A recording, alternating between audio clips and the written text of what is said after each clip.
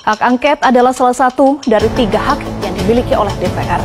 Hak angket merupakan hak DPR untuk melakukan penyelidikan terhadap pelaksanaan undang-undang atau kebijakan pemerintah yang berkaitan dengan hal penting, strategis, dan berdampak luas, namun dilakukan dengan cara melanggar peraturan perundang-undangan. Ganjar mengaku telah mengusulkan wacana hak angket kepada partai pengusungnya di DPR seperti PDI Perjuangan dan P3 dalam rapat internal 15 Februari lalu. Sementara itu Anies yakin partai pengusungnya, yakni Partai Nasdem, PKB, dan PKS akan mendukung. Pihak paslon 01 juga siap menyuplai data-data yang dibutuhkan. Kalah pemilu, tidak terima, menggugat, barang bukti yang kurang, memaksakan gugatan, akhirnya tentu kalah. Saya sebut sebagai Prabowo Subianto Syndrome. Saya berharap Anies Baswedan dan Abdul Muhaimin Iskandar dan Ganjar Pranowo serta Mahfud MD tidak terkena sindrom itu. Jika kelak akan menggugat ke MK, kumpulkan bukti yang cukup dan memadai. Tetapi saudara-saudara, bukan itu yang mau saya bicarakan. Saya tidak akan bertindak sebagai konsultan pengamanan suara 0103, tidak. Saya tetap bersikap sebagai warga negara yang menganggap ada soal yang jauh lebih mendasar yang harus kita urus. Semua bentuk penyelewengan kekuasaan menurut saya tidak boleh didiamkan. Jangan lupa, dugaan tentang penyelewengan kekuasaan itu bisa diurut dari hulu yang sangat jauh ke belakang.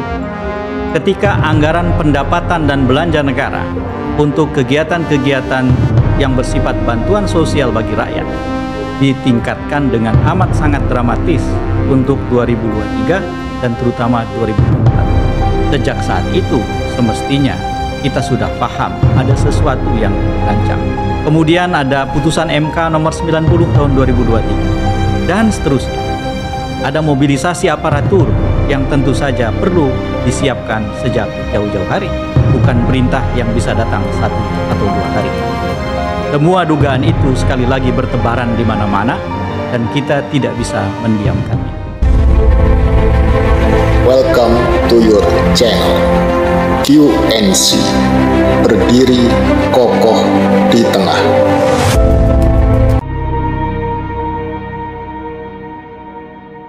Assalamualaikum warahmatullahi wabarakatuh. Jumpa kembali dalam Keep Talking, Kang Yaya Bicara. Saya ingin bicara tentang pemilu 2024 dan apa yang kemudian jadi pertanyaan dan gugatan orang sesudahnya. Banyak orang yang mengkaji, melihat, mengevaluasi pemilu 2024 seperti layaknya mengkaji dan melihat pemilu-pemilu sebelum ini. Business as usual, dengan pertanyaan-pertanyaan biasa. Seperti misalnya, kalau memang curang, kumpulkan dong bukti. Dari para saksi, bawa ke MK, gugat di MK.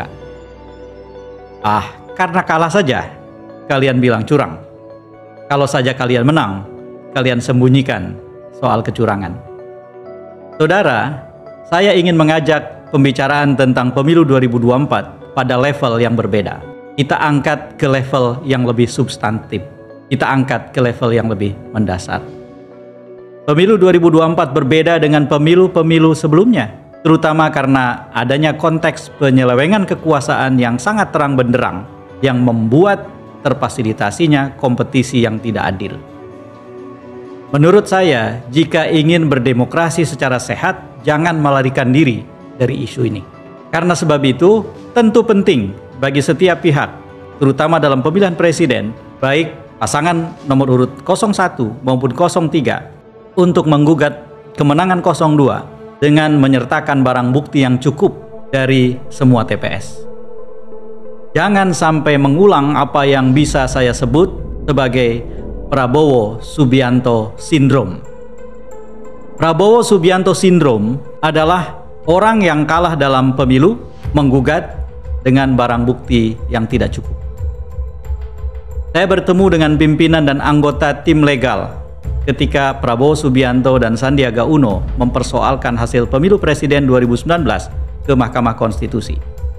Dari mereka saya paham bahwa ternyata C1 asli yang dibawa sebagai barang bukti dalam gugatan ke MK sangat amat terbatas. Sangat tidak memadai sama sekali apalagi mencakup seluruh dokumen C1 dari lebih dari 800.000 TPS. Kalah pemilu, tidak terima, menggugat, barang bukti yang kurang, memaksakan gugatan, akhirnya tentu kalah, saya sebut sebagai Prabowo Subianto Syndrome. Saya berharap Anies Baswedan dan Abdul Muhaimin Iskandar dan Ganjar Pranowo serta Mahfud MD tidak terkena sindrom itu. Jika kelak akan menggugat ke MK, kumpulkan bukti yang cukup dan memadai. Tetapi saudara-saudara, bukan itu yang mau saya bicarakan.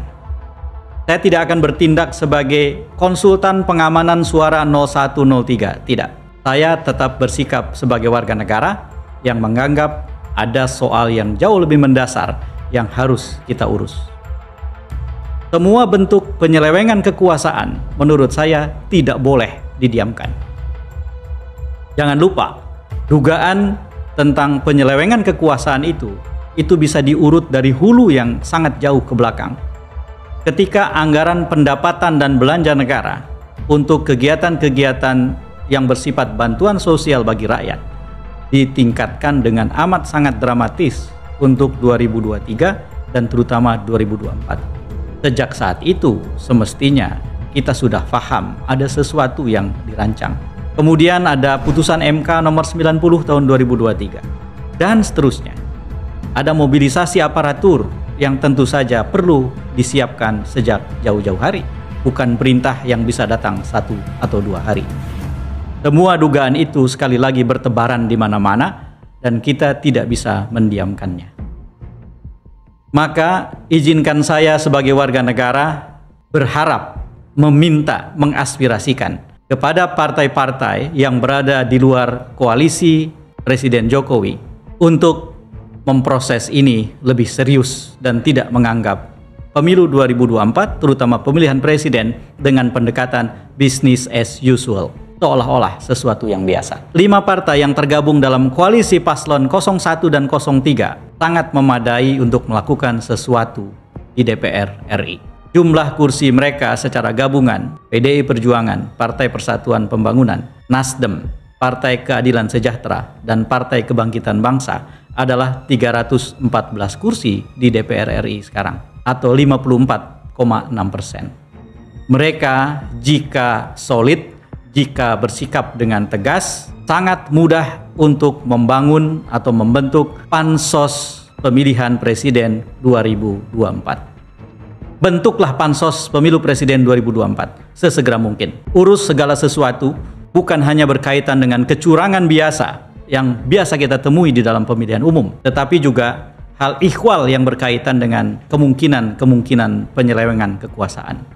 Bekerja secara intensif dan kemudian tunjukkan kepada seluruh rakyat, tunjukkan kepada seluruh dunia bahwa kawan-kawan anggota parlemen tidak sia-sia meminta rakyat memilih di 2019. DPR tidak sia-sia menyebut dirinya sebagai Dewan Perwakilan Rakyat. Sebagai rakyat, saya ingin diwakili, dan saya yakin banyak orang ingin diwakili. Saudara, bukan hanya itu saja yang bisa kita kerjakan berkaitan dengan pemilu 2024, terutama pemilihan presiden. Saat ini, ada kemungkinan bahwa informasi dan opini internasional tentang Indonesia dan demokrasi di Indonesia berkaitan dengan pemilu 2024 tidak seimbang atau asimetris. Perlu upaya-upaya menyeimbangkan opini, berita, dan berbagai jenis informasi tentang pemilu 2024, terutama pemilihan presiden 2024, ke khalayak ramai di dunia. Karena itu saya sungguh senang jika ada institusi seperti CSIS yang terkenal kredibilitasnya, atau universitas besar di Indonesia yang tanpa perlu saya sebut satu persatu nama-namanya, karena kita sudah paham universitas mana sajakah itu di seluruh Indonesia, menyelenggarakan sebuah konferensi internasional tentang pemilu presiden 2024 atau lebih menyeluruh tentang pemilu 2024. Saya sebagai warga negara tidak ingin membiarkan demokrasi Indonesia dirusak tanpa ada perlakuan kita untuk menjaga dan merawatnya. Perlawanan atas pemilu 2024 dan segala bentuk kejahatan pemilu atau kecurangan bukanlah perlawanan pribadi terhadap Presiden Joko Widodo atau perlawanan pribadi terhadap Prabowo Subianto dan Gibran Rakabuming Raka. Perlawanan terhadap pemilu 2024, terutama pemilihan presiden 2024, adalah perlawanan kita untuk membuat demokrasi kita tidak terbunuh, untuk menyelamatkan masa depan dalam demokrasi yang berkeadilan.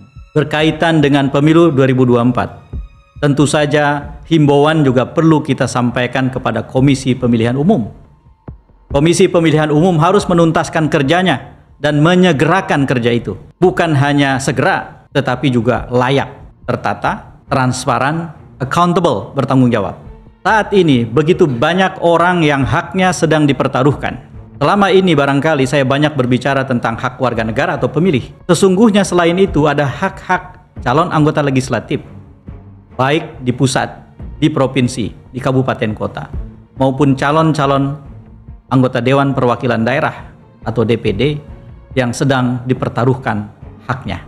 Jika KPU tidak kredibel, jika Sirekap ternyata tidak mampu mengatasi persoalan-persoalan teknis teknologi yang tentu saja semestinya bisa kita tangani dengan baik, maka yang dikorbankan bukan hanya hak pemilih atau warga negara.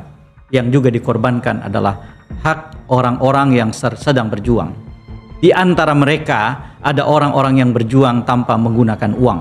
Di antara mereka ada orang-orang yang berjuang tanpa letih turun ke daerah pemilihannya masing-masing. Mereka bertarung dengan raksasa-raksasa, partai-partai yang dibiayai, partai-partai yang punya uang banyak, partai-partai yang di-backup oleh kekuasaan, yang membagikan uang dalam jumlah yang seringkali fantastis, yang ceritanya sekarang ini di 2024 sangat berbeda dengan cerita pemilu-pemilu sebelum ini. Ada banyak orang yang sedang berjuang dengan cara mengamankan suara mereka. Para saksi di rekap kecamatan saat ini dari semua pihak sedang berjuang untuk itu. Mereka mempertaruhkan banyak hal untuk membuat tidak ada hak yang dicederai. Komisi Pemilihan Umum bukan lembaga teknis. Komisi Pemilihan Umum adalah salah satu perawat demokrasi yang sangat vital. Menurut hemat saya, Komisi Pemilihan Umum saatnya sekarang menegaskan betapa pentingnya mereka dengan cara kerja yang konkret, sekonkret-konkretnya. Bawaslu selama ini tidak berfungsi secara penuh. Setiap kali orang bicara tentang kecurangan, biasanya yang dibicarakan adalah segera temukan bukti, segera laporkan ke Bawaslu. Saudara, jangan lupa, Bawaslu itu dirancang sebagai lembaga proaktif. Tanpa harus menunggu laporan, Bawaslu bisa melaporkan dan memproses semua kecurangan yang mereka temukan. Jaringan kerja mereka, SDM mereka besar, dan mereka didanai oleh negara. Kita tidak memerlukan Bawaslu yang cengeng, yang tidak aktif, yang menunggu laporan. Semua ini harus kita kerjakan secara paralel bersamaan, saudara-saudara. Mungkin ada orang yang bilang bahwa lu cuman ngomong doang. Saya ingin tegaskan, semua agenda kecil dan besar yang dikerjakan sebuah bangsa seringkali dan memang selalu harus dimulai dari pikiran yang waras dan omongan yang waras. Setiap orang bisa menyumbang dengan sumbangan masing-masing sesuai kemampuannya. Jika saya mampu bicara, saya bicara. Jika saja saya Presiden Republik Indonesia, tentu saja saya tidak akan ada di meja ini dan berbicara seperti ini. Lebih banyak hal yang bisa saya kerjakan. Jadi saudara-saudara sekalian, mari kita bahu-membahu membuat Indonesia terselamatkan, membuat masa depan kita dan orang-orang yang kita cintai terselamatkan. Dan saya yakin di tangan orang-orang yang tidak berpangku tangan, besok akan lebih baik dari hari ini, dan hari ini akan lebih baik dari kemarin. Saya Aib Saifullah Fatah, wallahul muwafiq ila aqwamit thoriq. Assalamualaikum warahmatullahi wabarakatuh.